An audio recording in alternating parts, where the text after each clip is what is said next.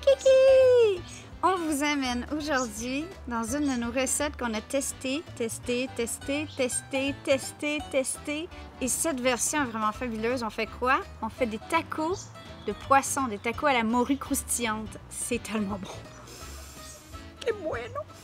Tout d'abord, il y a deux grandes sortes de tacos de poisson au Mexique. Les Baja Fish Tacos, c'est ceux où le poisson est frit. On peut faire une friture à la bière, c'est fabuleux. Mais aujourd'hui, on va chercher ce croustillant-là, mais on va tricher un petit peu.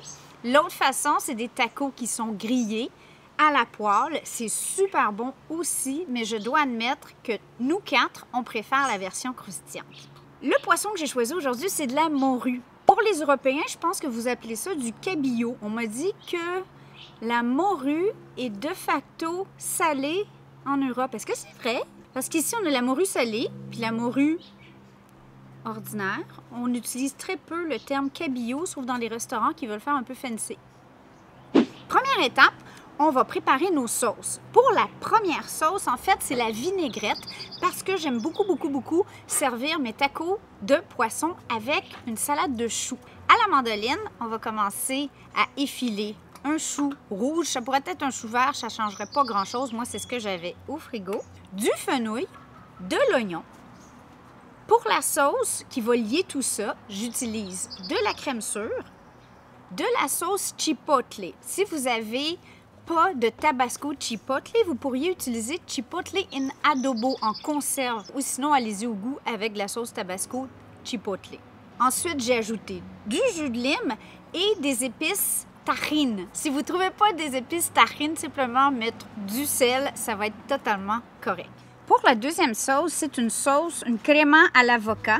C'est super bon et on va passer tout ça au robot. Bon, mon avocat est pas super beau, mais on s'en fout parce que ça s'en va de toute façon en sauce.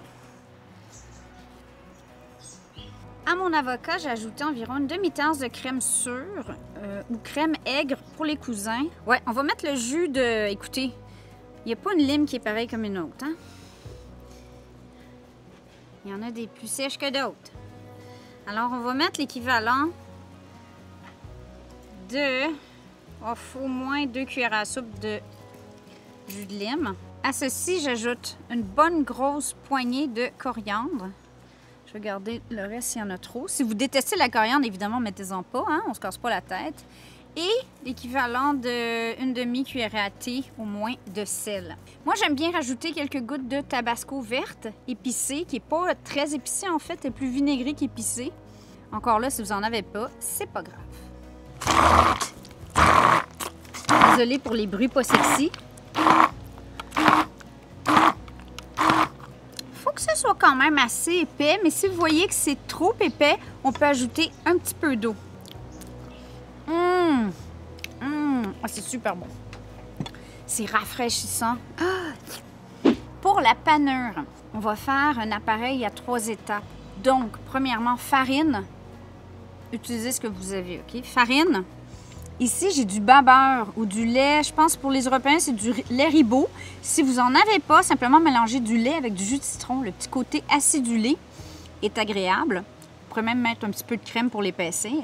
Et ici, c'est mon ingrédient magique.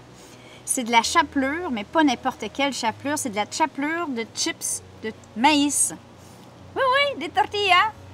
Hein? Qu'on mange en nacho. Comment mettre des chips de maïs en chapelure? On se défoule! On voit que j'ai fait des formats bouchés. OK? Donc, la morue, peu importe, ou le poisson blanc, ou le poisson que vous utilisez.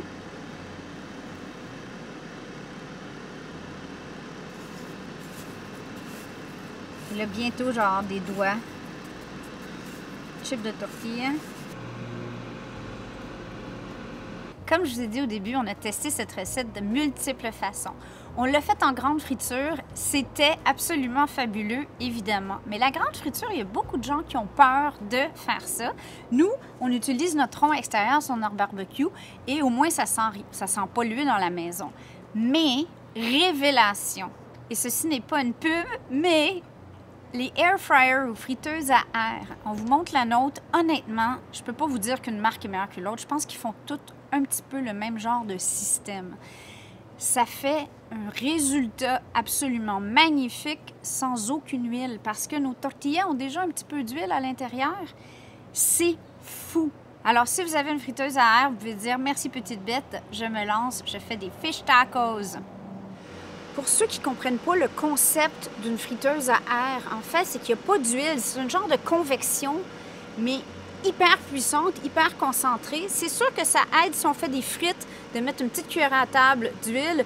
Si l'aliment a déjà son propre huile, comme par exemple des ailes de poulet, pas besoin. C'est vraiment merveilleux. On est des grands fans. Donc là, on voit qu'il n'y a rien du tout. On va venir déposer nos morceaux de poisson. Par contre, ce qui est important, c'est qu'ils ne se chevauchent pas. Donc, on va le faire en 2 fois. Pendant ce temps-là, on va simplement faire chauffer notre tortilla. Donc, ça peut être des tortillas de maïs ou de farine. Ça dépend de vos préférences. Moi, j'ai une petite préférence pour les tortillas de maïs. Et d'ailleurs, si vous ne savez pas comment les faire, la vidéo est ici. Ça date d'il y a longtemps, mais je pense qu'on était dehors en terrasse. Mon Dieu que ça fait du bien de cuisiner dehors. Notre terrasse sous les arbres, c'est tellement beau.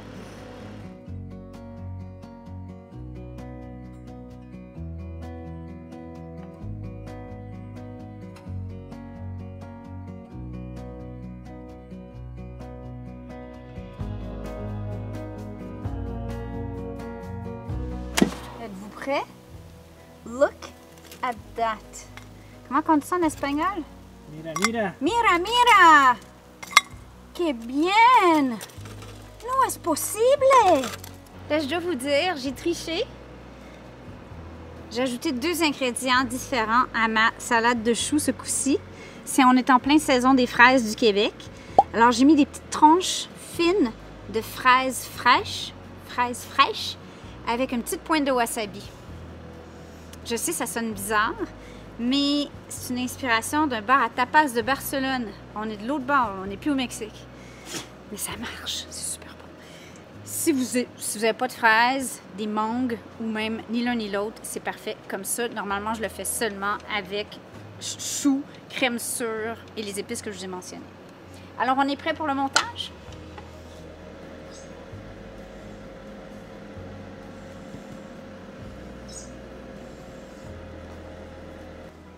Pescado. Voulez-vous voir l'intérieur du poisson? Je suis sûre que vous êtes super curieux. Êtes-vous prêts? Regardez-moi ça. Il est magnifique. Et on finit avec la petite salade de choux. Por favor, señor, una margarita y una cerveza.